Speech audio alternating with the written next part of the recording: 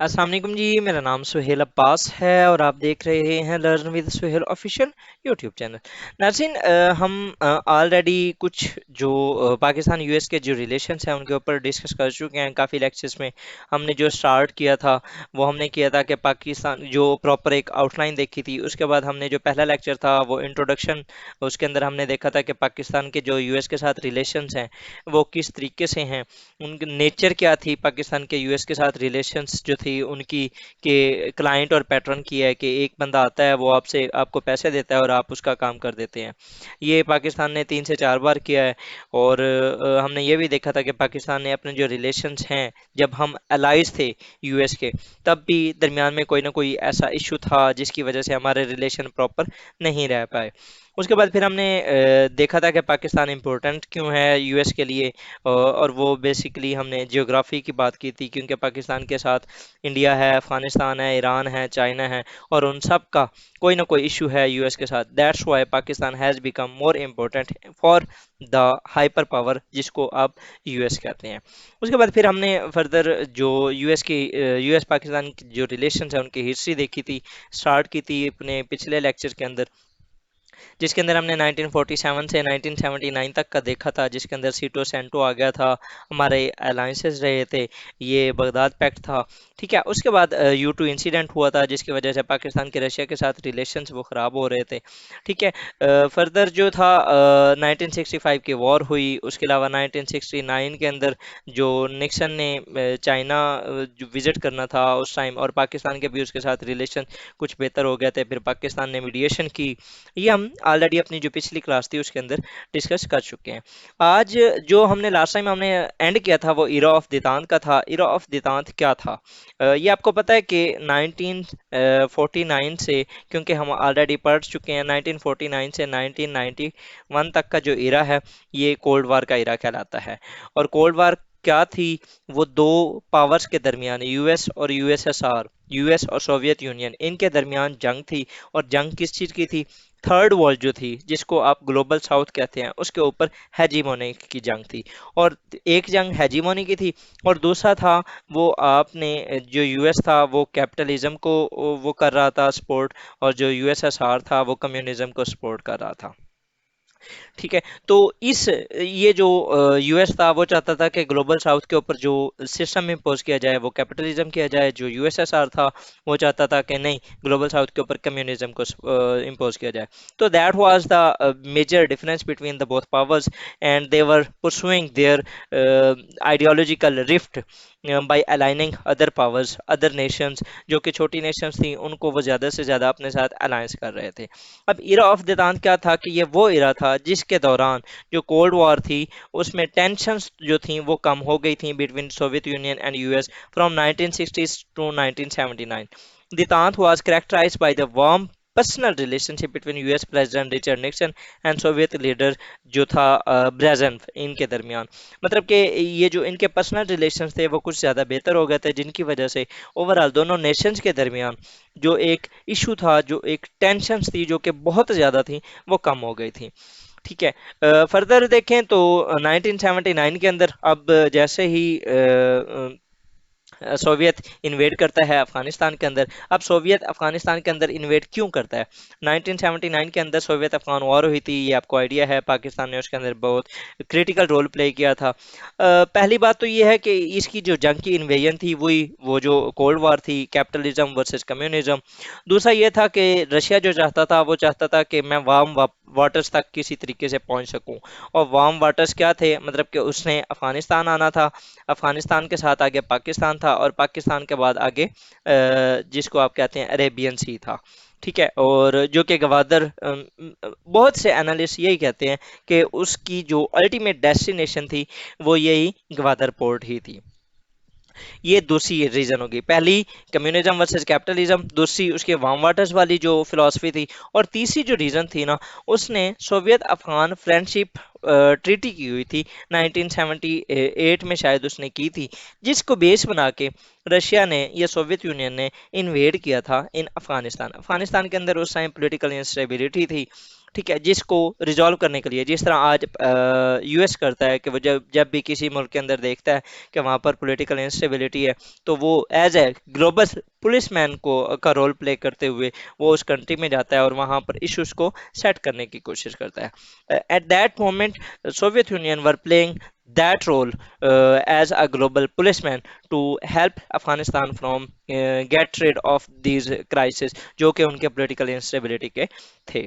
तो उसके बाद जी पाकिस्तान फिर क्या हुआ उस टाइम, ये आपको आइडिया है कि यूएस 1971 की जब वार हुई थी तो पाकिस्तान के यूएस के साथ रिलेशंस खराब हो चुके थे।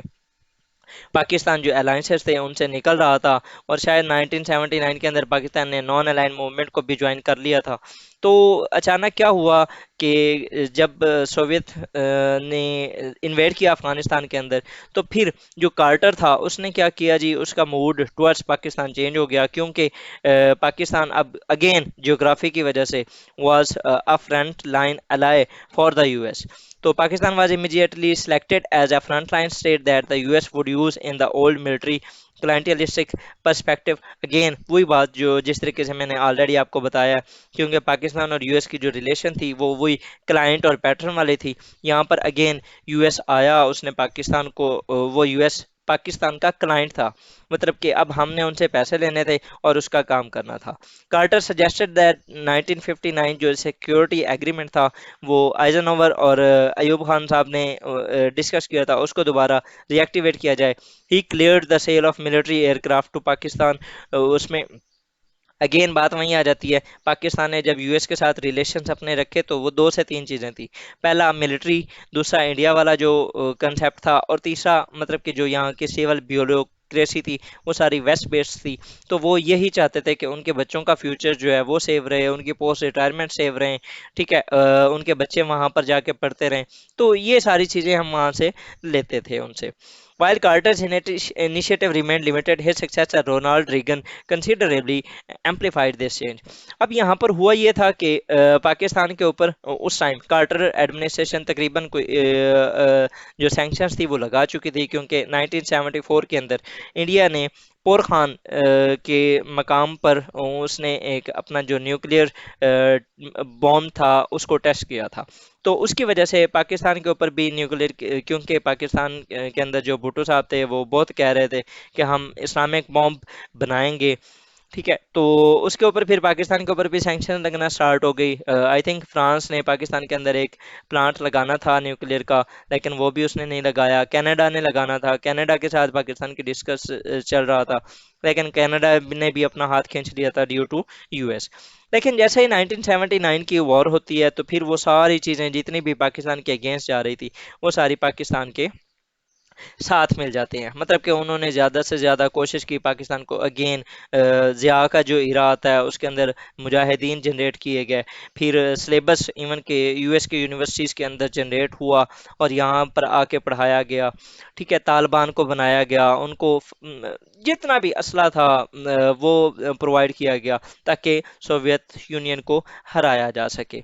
ठीक है, तो अल्टीमेटली क्या हुआ, जो रिजल्ट यही था जो होना था। 1990s के अंदर सोवियत यूनियन टूट गया, जिनीवा अकॉर्ड साइन हुआ इन 1991 था शायद, जिनीवा अकॉर्ड साइन हुआ, उसके तहत जो सोवियत यूनियन था वो टूट गया। Afghanistan again became in the hands of Taliban, क्योंकि वहाँ पर एक इशू जैसे ही ये हुआ, सोवियत यूनियन टूटा, यूएस ने क्या किया, वही जिस तरीके से वो पहले करता है कि उसने पाकिस्तान को छोड़ दिया, लेफ्ट पाकिस्तान इन अलर्ज। मतलब कि अब पाकिस्तान के ऊपर था कि उसने वो जो मुजाहिदीन जनरेट करने थे किए थे उनका क्या करना था। ठीक है, न्यूक्लियर जो प्रोग्राम था पाकिस्तान का, जो कि पहले उन्होंने सोवियत अफगान वार की वजह से वो बैक फुट पे डाल दिया था, उसको दोबारा वो इन प्लेस हो गया। पाकिस्तान के ऊपर मुख्तलिफ किस्म की सैंक्शंस लगना स्टार्ट हो गई। In April 1971 US suspended most economic assistance to Pakistan over concerns about Pakistan atomic bomb project.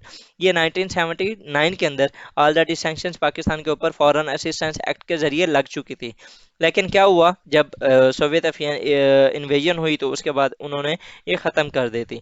लेकिन क्या हुआ फिर प्रेसलर अमेंडमेंट्स, ये दोबारा it was decided to implement the already, ये 1985 के अंदर शायद ये जो प्रेसलर अमेंडमेंट्स थी इनको इम्पोज किया गया, and for the which disqualified Pakistan from receiving any more American economy and military assistance. मतलब कि अब यहाँ पर जो यूएस था उसका काम पूरा हो चुका था, ठीक है, पाकिस्तान अपना काम कर चुका था और पाकिस्तान को जितने पैसे मिलने थे वो मिल चुके थे। अगेन जो सैंक्शंस पाकिस्तान के ऊपर लग गई 1998 के अंदर, अगेन फिर पाकिस्तान, जब इंडिया ने अपना जो न्यूक्लियर था वो दोबारा टेस्ट किए, तो पाकिस्तान भी चाहता था कि वो अपने जो न्यूक्लियर बॉम्ब्स हैं उनको टेस्ट करे, लेकिन पाकिस्तान के ऊपर मल्टीपल टाइम्स प्रेशर डाला गया, लेकिन पाकिस्तान ने उस टाइम उनकी ना सुनी। ठीक है, पाकिस्तान ने उस टाइम लॉन्च किए अपने जो न्यूक्लियर बॉम्ब्स थे, उनको टेस्ट किया गया, पाकिस्तान न्यूक्लियर पावर बन गया। और उस टाइम अगेन पाकिस्तान के ऊपर सैंक्शन लग गई, इंडिया के ऊपर भी लग गई। ठीक है, उस टाइम पाकिस्तान को जो सेव करने के लिए फिर अगेन आया जी अरब वर्ल्ड। ठीक है, जिस तरह सऊदी अरेबिया, यूएई, उन्होंने पाकिस्तान को बहुत हेल्प की in time of economic crisis. ठीक है, यूएस के साथ जो हमारे रिलेशंस थे वो काफ़ी ख़राब हो चुके थे। और फिर अल्टीमेटली क्या हुआ इसके बाद, 2001 के अंदर हो जाता है जी 9/11 इंसिडेंट, 9 सितंबर 2001, जो कि यूएस के ट्विन टावर्स के ऊपर जो अटैक होता है। इसको हम इंशाल्लाह ताला फर्दर अपनी अगली जो लेक्चर होगा उसके अंदर देखेंगे। तो आज हमने जो देखा वो 1979 से ऑनवर्ड 9/11 तक का जो इंसिडेंट्स थे वो हमने देखे थे। इंशाल्लाह फर्दर जो हमारी होगी वो 9/11 से ऑनवर्ड जो पॉलिसीज होंगी उनके ऊपर हम डिस्कस करेंगे। होपफुली जी आपको वीडियो अच्छी लगी होगी। अगर आपको इन्फॉर्मेटिव लगे तो इसे लाइक करें, सब्सक्राइब करें एंड शेयर करें with your friends. Thank you, जजाकल्ला, अल्लाह हाफिज़।